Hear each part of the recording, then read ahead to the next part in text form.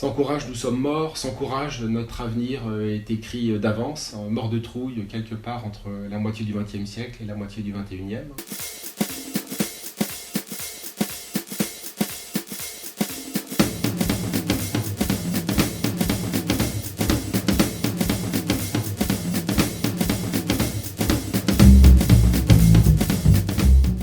Un livre sur le courage, parce que le courage est la vertu centrale, la vertu des vertus, la mère des vertus. C'est quoi une vertu? C'est la qualité propre de l'être.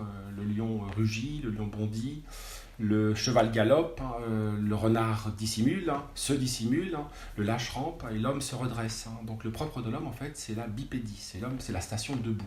Et en fait, quand l'homme passe de la quadrupédie à la bipédie, lorsqu'il se redresse, il produit un geste courageux. Donc le courage est une vertu, une des vertus centrales.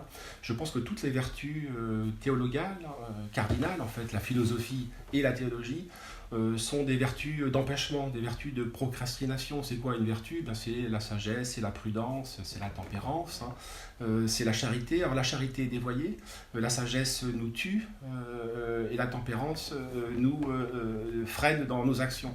Donc le courage est vraiment la qualité propre de l'être, la qualité propre de l'homme. C'est le courage qui fonde la souveraineté de l'homme.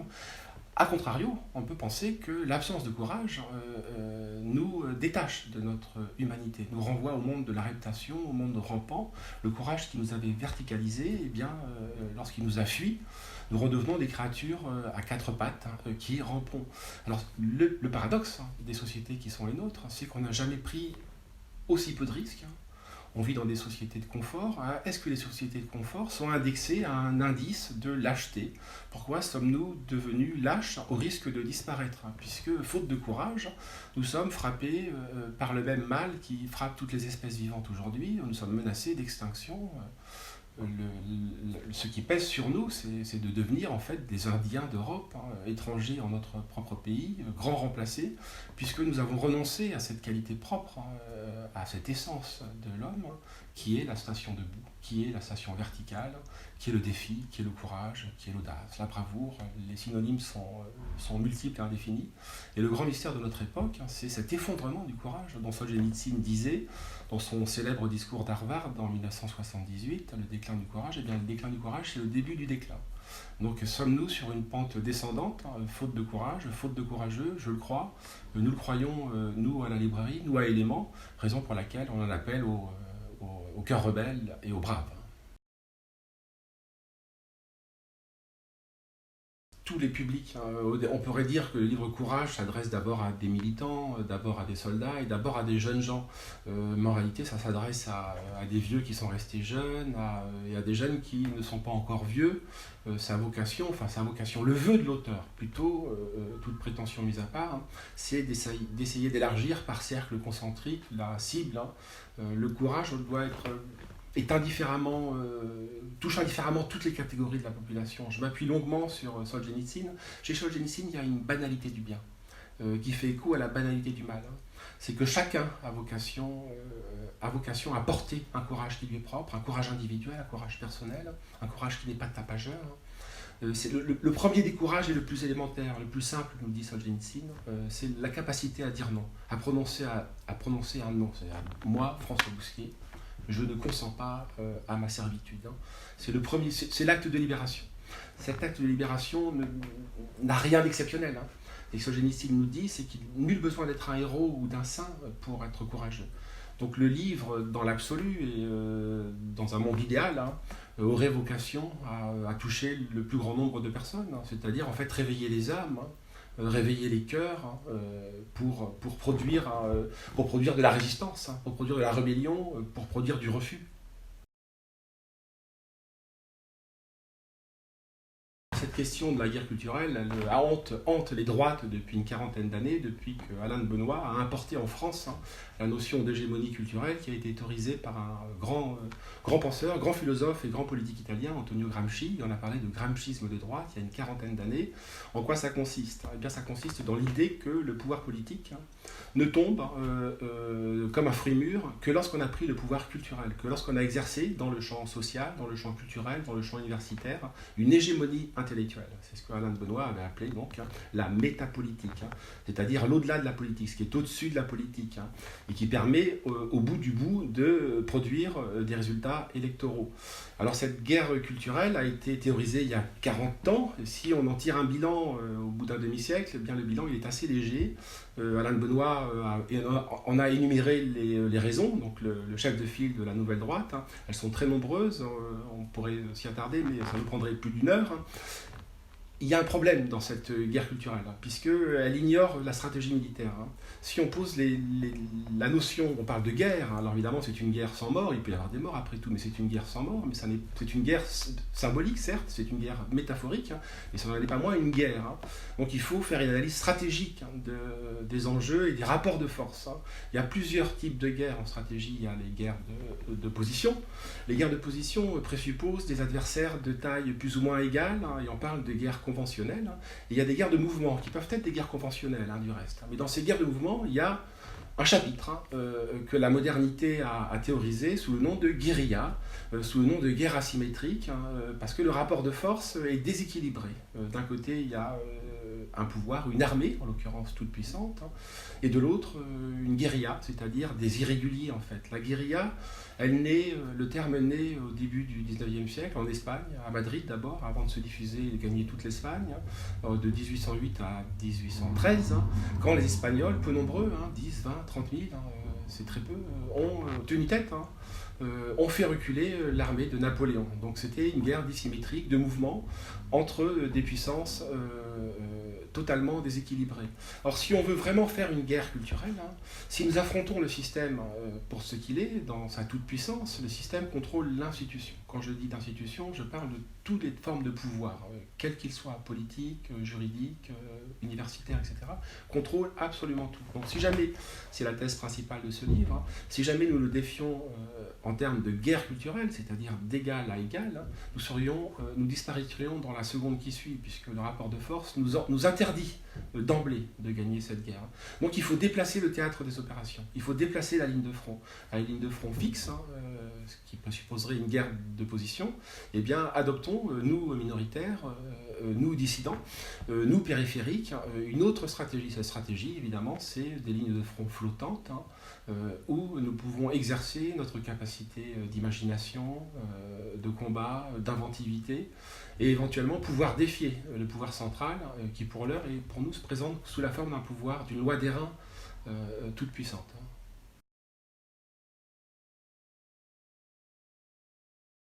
On ne peut pas se satisfaire de la métapolitique. La métapolitique, on pourrait presque dire, c'est les nuées, c'est lointain, c'est de la pure abstraction. Peut-être même pourrait-on dire de gens qui s'adonnent exclusivement à la métaphysique, ce que Charles Péguy disait de la philosophie kantienne, que la métapolitique a les mains propres, mais elle n'a pas de mains. Donc il faut tremper ses mains dans la patte humaine, dans la patte politique, dans la patte sociale, mais chacun sa vocation. Il y a des gens qui sont prédisposés à la politique, qui sont prédisposés à la prise de parole publique, à la prise de parole citoyenne, à s'adresser à l'électeur, et d'autres qui peuvent fournir des munitions intellectuelles. Donc il y a une division, en fait, là aussi, il y a une division sociale, il y a une division du travail politique, aux uns de théoriser, aux autres de diffuser, de mettre en pratique et de mettre en œuvre cette vision du monde, parce que c'est ça au fond la métapolitique, c'est ça au fond la guerre culturelle, c'est une vision du monde, donc c'est instaurer et diffuser à travers des mécanismes, des appareils d'hégémonie, c'est-à-dire l'école, c'est-à-dire le journalisme, c'est-à-dire la culture populaire, une vision des choses et une vision du monde, à charge ensuite pour les politiques de la proposer au corps électoral. Mais vous avez raison, on n'a pas à vivre, sinon on tombe sous la coupe de la critique dévastatrice, qui est déjà vieille de 2500 ans, d'Aristophane, contre la philosophie dénuée. Donc il faut évidemment redescendre sur Terre, nous sommes des créatures matérielles, inscrites dans des processus vivants, donc il faut que la philosophie politique remette les pieds sur Terre.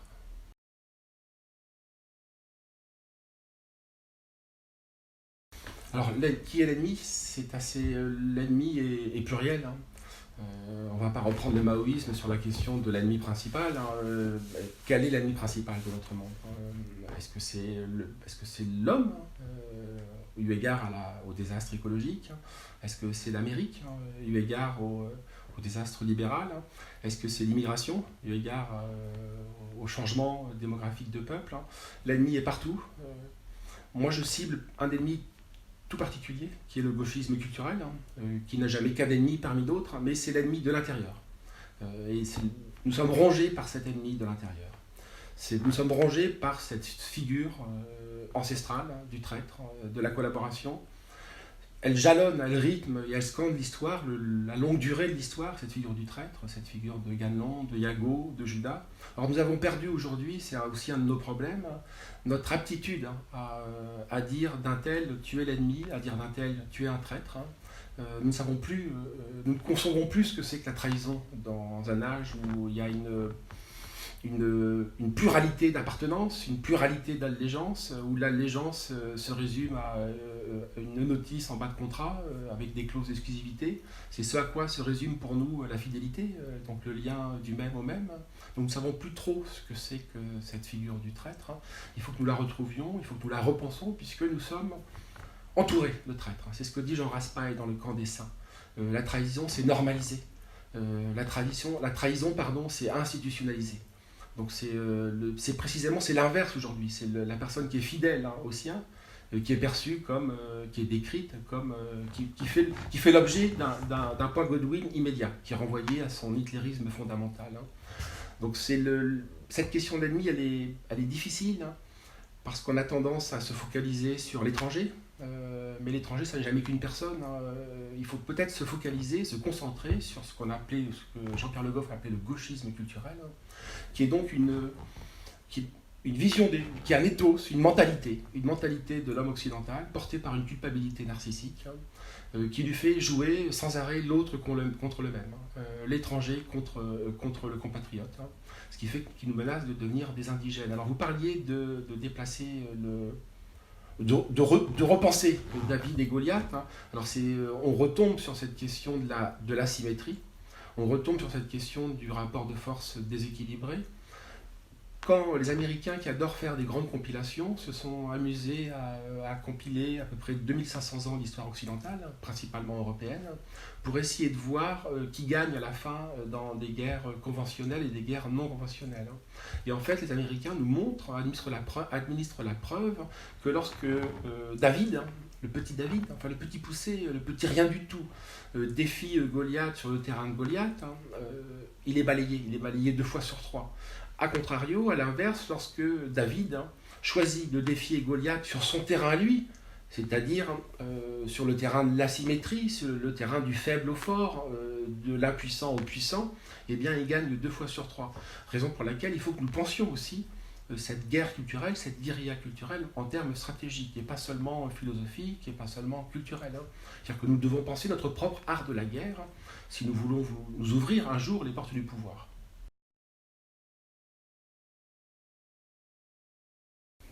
Pourquoi plutôt la poésie plutôt que la philosophie? Il faut de la philosophie, je n'ai rien contre la philosophie, contre le discours rationnel, mais dans la question du courage, dans la question des hiérarchies des vertus, les vertus on ne les hiérarchise pas communément, on considère qu'elles se valent les unes les autres, qu'elles se complètent.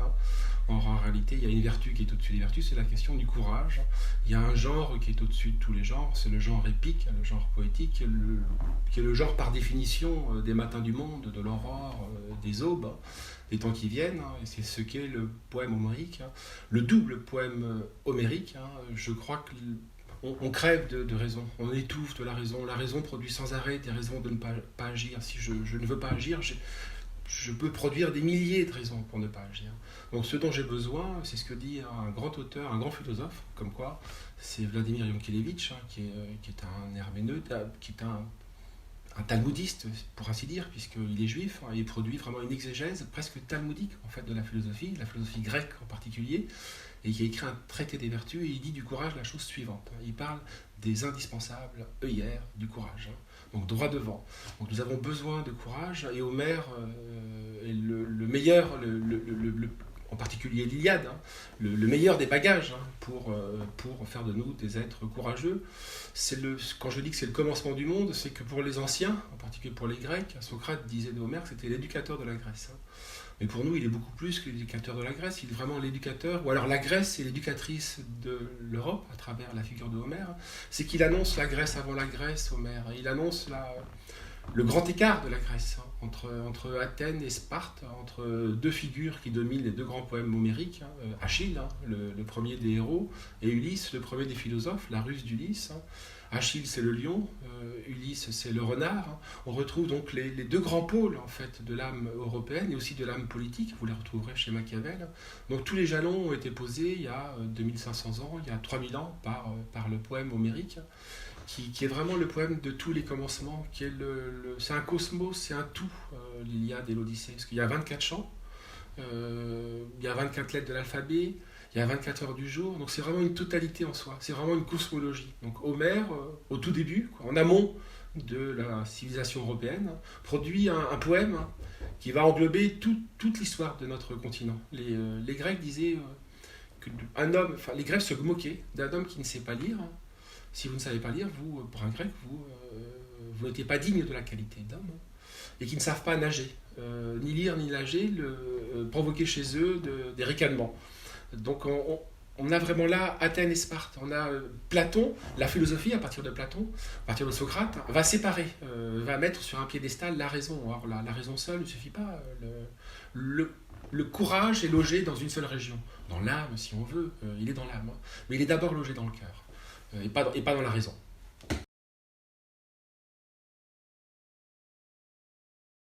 Donc ces spirales du silence, il faut les inverser. On peut appliquer à la question du courage, la théorie économique des cercles vertueux et des cercles vicieux.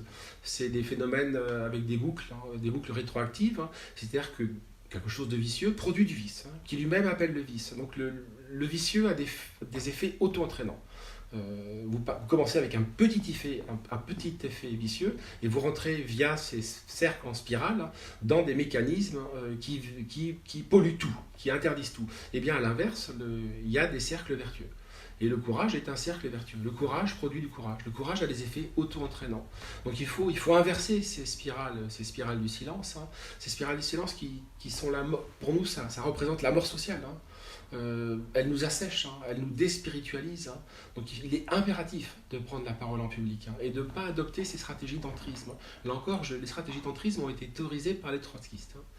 Le Trotsky a même à plusieurs reprises pensé cette notion d'entrisme, c'est-à-dire rentrer dans les appareils de pouvoir, les partis, les syndicats, les églises, pour essayer de les subvertir de l'intérieur. Mais à la fin, ce sont les appareils de pouvoir qui vous subvertissent. On peut même imaginer que les personnes qui rentrent, les trotskistes en l'occurrence, il y a quantité de trotskistes, ce sont les lambertistes, qui sont rentrés dans le Parti socialiste. En fait, ils sont rentrés dans le PS parce qu'ils étaient déjà sociodémocrates, parce qu'ils étaient déjà socialistes. Donc je crois que la stratégie de l'entrisme a échoué. Elle a échoué. La preuve en est, c'est qu'en 30 ans, les libertés ont très nettement reculé. Moi, je rappelle quels étaient mes professeurs à la Sorbonne il y a 30 ans. C'était des gens qui étaient encartés au Front National officiellement et dont les cours n'étaient pas houspillés par des antifas. Aujourd'hui, ça n'est plus concevable. Donc vraiment, la dimension liberticide nous a recouvert. Et elle nous a recouvert parce qu'on ne s'assume pas en tant que tel. Comment imaginer que nous allons pouvoir à l'avenir réimposer nos idées sans les afficher publiquement? Donc nous sommes sommés de les afficher publiquement. Nous sommes sommés de tomber le masque. Nous sommes sommés de sortir du bois, de nous présenter pour ce que nous sommes. Et c'est ce que les homosexuels avaient appelé, c'est vieux de 150 ans, cette notion du coming out, c'est-à-dire sortir des toilettes, c'est-à-dire sortir l'homosexualité des mondes de la semi-clandestinité, sinon de la clandestinité dans lesquelles elle évoluait, et bien l'afficher sur la place publique. Alors nous sommes beaucoup plus légitimes, nous qui faisons de la politique, à afficher nos idées publiquement, puisqu'elles ont vocation, ces idées, très précisément, à nourrir le débat collectif. Donc faisons notre coming out. Je ne vois pas pour nous d'autres issues. Et le coming out recoupe la stratégie de l'asymétrie, puisque vous rentrez de nouveau par effraction dans la collectivité, en la choquant, en la brutalisant, en la rudoyant, en nous affichant pour ce que nous sommes. Tant qu'on ne fera pas ce geste, de parler librement, de tomber le masque, je ne vois pas comment nos idées pourraient reconquérir la société.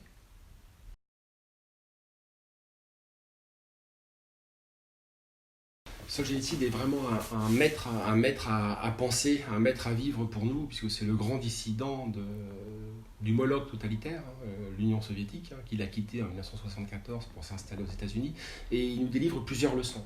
La première d'entre elles, qui est la plus simple, la plus élémentaire, c'est même pas une leçon de courage en fait, c'est le refus du mensonge. C'est le va dire rétromé des évangiles. C'est va-t'en diable, va-t'en mensonge, tiens-toi à distance mensonge. Il appelle ça ne pas vivre dans le mensonge. Non, le mensonge ne passera pas par moi. Ça, c'est le début de la dissidence. C'est ce qu'on pourrait appeler donc cette banalité du bien qui est potentiellement dans tous les cœurs. Il y a un livre de Solzhenitsyn qui est très riche pour éclairer cette dissidence individuelle, c'est le grain entre les meules. Eh bien, le grain n'est pas totalement broyé, le grain peut germer. Donc, en chacun d'entre nous peut germer cette petite flamme de la dissidence. Et donc, il faut la stimuler, il faut l'encourager. C'est ce que nous dit Solzhenitsyn. Première leçon. Seconde leçon de Solzhenitsyn, qui est plus à sa mesure, puisque la stature de Solzhenitsyn, c'est l'auteur de deux grands livres, l'un de 1600 pages et l'autre de 3400 pages. Donc ce sont vraiment des œuvres massives, très ambitieuses, avec un volume débordant, c'est comme des fleuves en crue, les livres de Solzhenitsyn. Donc il est immense. C'est à la fois un athlète et un moujik. J'ai parlé un peu du moujik, parlons de l'athlète. L'athlète, c'est la leçon qu'il a tirée de l'expérience concentrationnaire. En réalité, nous dit-il, c'est dans un très bref chapitre de l'archipel du Goulag, que le début de l'effondrement de l'Union soviétique, c'est quand tous les prisonniers politiques ont décidé d'accomplir partout, dans tous les camps, disséminés et éclatés dans la Kolyma. Donc c'est aux confins extrêmes orientaux et polaires de l'Union soviétique, de la Russie, cette Kolyma, c'est là où étaient déportés les politiques, les prisonniers politiques. Et il dit la libération s'est produite quand tous les prisonniers ont décidé de mettre à mort les traîtres. Il appelle ça tuer les mouchards. Et il dit voilà le maillon.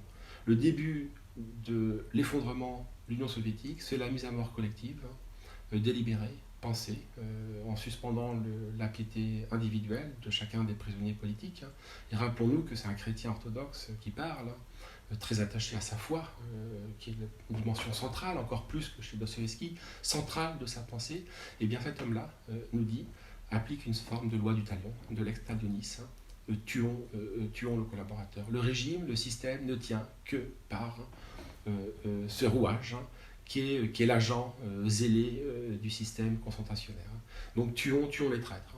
Et on retourne sur cette question de la trahison, puisqu'il la pose dans des termes nouveaux. Que faire des traîtres ? Que faisons-nous des traîtres ? Est-ce que le traître n'est pas le principal obstacle entre nous et le pouvoir ? Donc c'est l'autre grande leçon que nous délivre Solzhenitsyn, qui me semble féconde à explorer et qui rejoint une autre dimension du coming out en vérité. Puisque quantité appuyons-nous sur le précédent homosexuel, le précédent homosexuel nous montre qu'en 40 ans, on peut complètement métamorphoser, transformer la vision que l'on se fait d'une catégorie sociale, là en l'occurrence d'une catégorie sexuelle. Il y a une 50aine d'années, l'homosexualité était tolérée, en particulier en France, où elle a été pour ainsi dire jamais persécutée, à la différence de l'Angleterre ou des pays protestants plus puritains. Pour autant, elle était confinée à certains univers sociaux, le monde de la culture, le monde de la diplomatie. Chez Proust, c'est très frappant, mais elle était dans un monde de la semi-clandestinité. Or, en un siècle, le statut d'homosexualité a complètement été bouleversé, précisément par cette question de l'affichage. On s'affiche comme homosexuel. C'est-à-dire qu'on va à rebours des interdits d'une société. Donc on les transgresse. Les homosexuels ont transgressé, et c'est au prix de cette transgression qu'ils se sont affranchis et libérés des stigmates qui pesaient sur eux. Mais beaucoup d'homosexuels n'ont pas fait leur coming out. Et quantité de théoriciens de ce mouvement ont préconisé une autre forme de coming out. C'est ce qu'ils ont appelé l'outing, c'est-à-dire forcer l'aveu de l'homosexualité. Peut-être que cette question que pose Solzhenitsyn sur la table, cette question du traître, nous obligera dans les années qui viennent à désigner ce traître, non pas pour le mettre à mort, non pas pour l'égorger comme dans les camps d'Union soviétique. Ce sont deux systèmes différents. On a d'une part une société concentrationnaire, la nôtre elle est contestationnaire. On n'est pas enfermé dans des camps, on ne finira pas au goulag. Nous on se contente de nous couper le micro, pas de nous couper la langue. Donc cette question de la trahison et de la dénonciation de la trahison appellera d'autres formes pour nous sur lesquelles il nous faut réfléchir d'ores et déjà. Mais les homosexuels nous donnent peut-être une clé. Contraindre, désigner le traître pour ce qu'il est. Comme les homosexuels ont désigné donc l'homosexuel qui continuait de se masquer de sa sexualité en l'outant pour parler leur langage. Et je le redis, il ne s'agit pas de nous comparer aux homosexuels. La question sexuelle est une affaire purement privée, elle n'avait pas vocation à s'inviter dans les débats publics. Elle n'avait aucune vocation à s'inviter dans le débat public, elle est vraiment d'ordre strictement privé. Or nous, c'est l'inverse. Nous, toute la parole que nous portons ne prend son sens que lorsqu'elle elle peut s'inviter dans l'agora, dans la rue, dans l'espace public.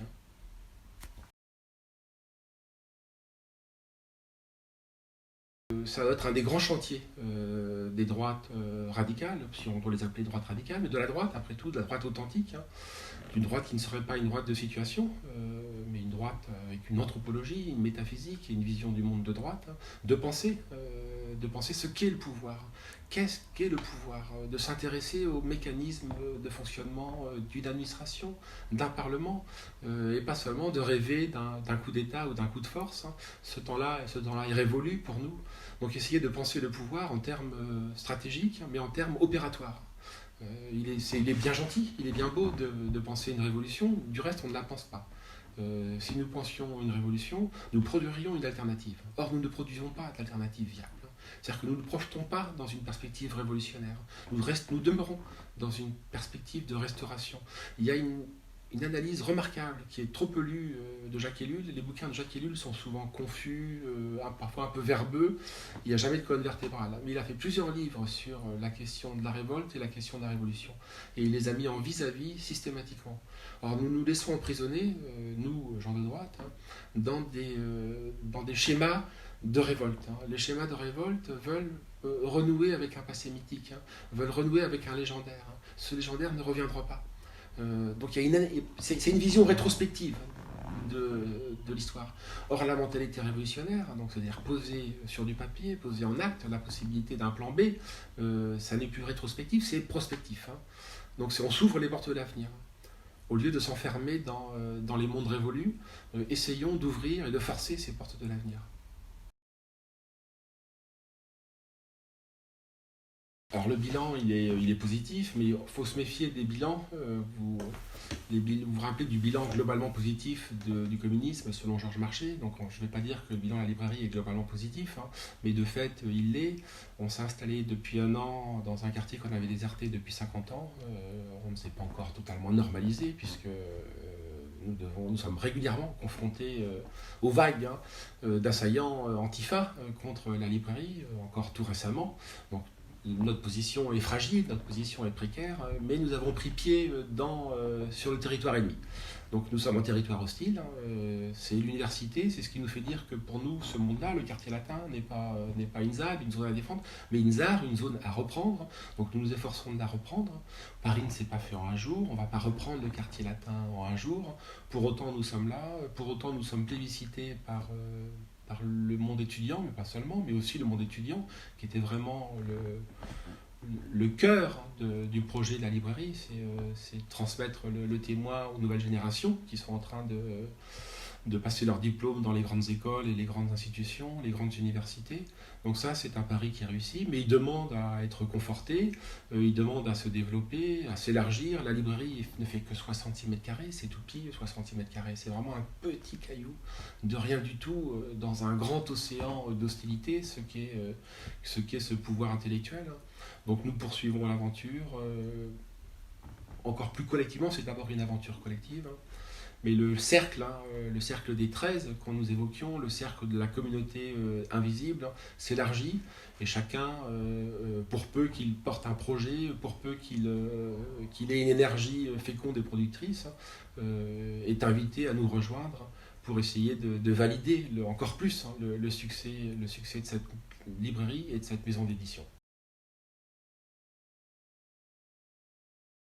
On a voulu doubler la nouvelle librairie, rue Médicis, en face de la Fontaine, dans le 6e arrondissement, au cœur du quartier latin. On a voulu l'adosser à une maison d'édition pour plusieurs raisons.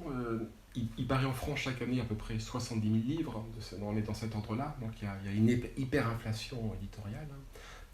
Et comme dans les configurations d'hyperinflation, ça dévalue, ça démonétise le livre, ça le démonétise d'autant plus que les grandes maisons, les majors en quelque sorte, ont fait le choix depuis 10 ans de non plus que des objectifs commerciaux. En réalité, les grandes maisons Paris, dans un univers éditorial qui est en crise très lourde, comme l'industrie du disque il y a 15-20 ans, peut-être encore plus lourde du reste que l'industrie du disque, parie sur des coûts, parie sur un auteur qui va être un blockbuster. Et ils imaginent qu'ils vont rafler la mise avec un Marc Lévy ou français ou étranger, peu importe, et que ça va sauver leur saison, tellement ça les met en péril. Donc ça veut dire qu'il y a quantité d'auteurs qui sont périphérisés, sont mis sur la touche, la quantité de bons livres, parce que dans ces 70 000, il y a quantité de bons livres, mais on ne les voit plus, puisque les grandes maisons ne les défendent pas. Il y a beaucoup de maisons indépendantes qui se sont créées, qui font du très bon travail depuis 15 à 20 ans, qui font un excellent travail de publication, de traduction dans tous les domaines, sociologie, philosophie, littérature, du très très bon travail, vraiment. Pour autant, elles sont affectées de la maladie qui frappe le monde de la culture, qui est le politiquement correct, qui est le culturellement correct. Donc tous les auteurs vraiment dissidents sont laissés sur la touche. Donc là-dessus, évidemment, il y a quelques maisons dans les univers des droites radicales, par exemple, mais on retrouve la même chose chez les gauches radicales. Il y a des maisons qui défendent ce type d'auteur un peu dissident, mais au final, regardez nos plus grands auteurs, nos plus grands stylistes en littérature, Richard Millet, Renaud Camus, ce sont des gens sans éditeur. Donc on retombe sur la configuration de l'édition au XVIe, au XVIIe siècle, au XVIIIe siècle, quand il s'agissait de se faire éditer aux Pays-Bas, en Suisse, en Allemagne, où il y avait une censure qui s'exerçait. Elle s'exerce aujourd'hui, sa férule s'exerce avec beaucoup plus de vigueur, puisque Renaud Camus, pour ne citer que lui, était auto-édité via Amazon, ce qui est sidérant. Le plus grand styliste français ne trouve pas chaussure à son pied, ne trouve pas d'éditeur. Donc il y a un espace qui s'offre à des maisons indépendantes, à des maisons dissidentes. C'est ce qu'on appelait en Russie le samizdat, donc la littérature qui circule sous le manteau. Je crois qu'il y a quantité d'auteurs aujourd'hui qui ne trouveraient pas preneur dans les grandes maisons, même dans les petites et moyennes maisons d'édition, elles sont trop mainstream. Donc il y a une nécessité, il y a une offre de qualité qui doit, en termes d'édition, qui doit pouvoir offrir un débouché à ces auteurs qui contestent le système. C'est la vocation, c'est le vœu de la nouvelle librairie, des éditions de la nouvelle librairie. Faire du samizdat, mais du samizdat avec pignon sur rue, parce que le samizdat c'était sous le manteau, donc nous voulons au contraire, comme nous pensons que nous rentrons dans l'actualité que par effraction, nous rentrons dans le système de la culture que par effraction, nous voulons éditer des auteurs interdits, donc du samizdat, mais au nez et à la barbe des grandes maisons d'édition. Donc la maison est lancée, et puis les livres devraient se succéder les uns aux autres. À nous de les diffuser de la manière la plus complète possible pour porter dans tous les foyers, dans tous les cœurs, une parole dissidente.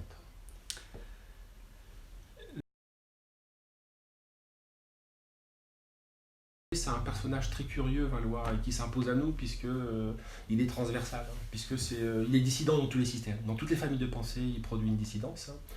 On peut, dans une première lecture un peu trop rapide de Valois, s'imaginer que sa vie politique et sa vie philosophique est un peu incohérente. Non, il poursuit sans arrêt, il cherche sans arrêt à nouer des alliances paradoxales, des alliances transversales qui sont susceptibles pour lui d'être les plus fécondes.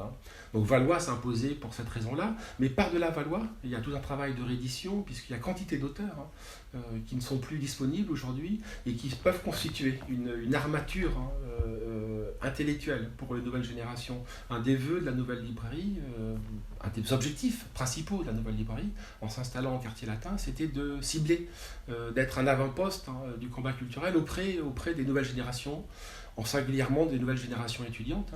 Donc c'est leur mettre à disposition des textes politiques qui nous semblent ne pas avoir vieilli, qui demeurent d'actualité, parfois d'une actualité brûlante, comme la Révolution nationale de Valois, les mettre à la portée à petit prix. En gros, c'est faire des beaux livres, si possible des livres intelligents, mais je suis jugé parti, à un coût relativement bas au prix du livre de poche, en fait. Le Valois est vendu 9,90 € pour que le pouvoir d'achat d'un étudiant puisse lui permettre de l'offrir à tel ou tel étudiant en sciences politiques ou ailleurs.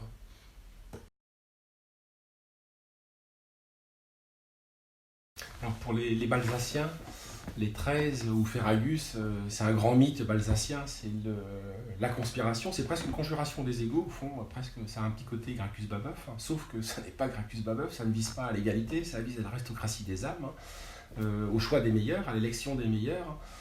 C'est, pour que les choses soient claires, on a pu dire de François Mitterrand que toute sa réussite a reposé sur ce mécanisme de la conspiration balsacienne. C'est que Mitterrand a réuni autour de lui toute une série de fidèles dont il était inenvisageable qu'ils puissent à aucun moment de leur vie trahir l'amitié qui les liait les uns aux autres. Et donc Balzac c'est un peu ça, c'est cette conjuration des 13, mais les 13 peuvent être, c'est comme dans le Cid, on commence à 13 et on finit à 3000, on commence à 500, on finit à 3000. Les 13 proposent, en jouant sur le mystère attaché à ce mythe du complot, en particulier du complot balsacien, qui est très évocateur sur un plan romanesque et qui a vocation à toucher les jeunes âmes, propose de repenser l'économie de la guerre culturelle, sinon de la guérilla culturelle. C'est une économie principalement qui fonctionne sur le don et le contre-don, donc c'est une économie de la gratuité, il ne faut en aucun cas l'occulter, en aucun cas l'écarter, mais cette économie n'a pas vocation à produire des entreprises, à produire de la richesse, richesse qui pourra financer des troupes, financer de l'édition, financer des médias, financer des supports. Donc il faut qu'on invente un nouveau modèle économique. Et c'est ce que proposent les signataires anonymes de ce manifeste, la communauté invisible. C'est une communauté invisible d'entrepreneurs dans l'âme. Entrepreneurs intellectuels, entrepreneurs industriels, entrepreneurs commerciaux, culturels, des entrepreneurs. Des hommes qui font des homo faber et qui essaient de penser sous un mode mutualiste, un nouveau schéma économique. C'est ce qu'ils appellent, alors les évoliens seront sensibles à la comparaison, chevaucher le tigre, c'est un recueil d'articles et un article de Evola, il faut chevaucher le tigre, il faut chevaucher le diable, en vérité, c'est ce que dit Evola. Il faut chevaucher la décadence pour essayer de la maîtriser. On ne peut pas s'exclure, on ne peut pas s'abstraire de son temps, on ne peut pas s'abstraire du social. Et donc Evola, qui est un des grands théoriciens de la philosophie pérennis, donc des modèles de philosophie, la grande tradition avec un grand T, disait que malgré tout, il faut chevaucher la modernité et la postmodernité. Eh bien, les auteurs de ce manifeste proposent de chevaucher la troisième fonction, qui est la fonction économique, qui est la fonction des producteurs.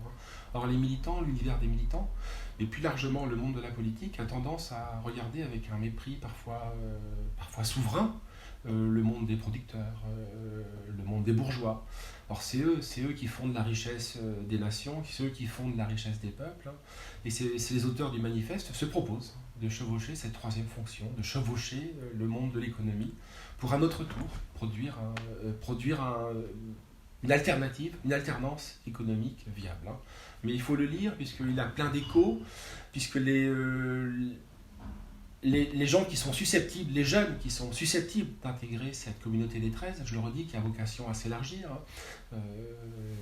c'est une communauté d'entrepreneurs, il faut qu'ils lisent ce manifeste qui a été placé en annexe aux conclusions du livre et qui est un petit peu le pendant économique de l'asymétrie qui nous menace, puisqu'on observe la même asymétrie dans les mondes de la grande entreprise, dans les mondes de l'économie.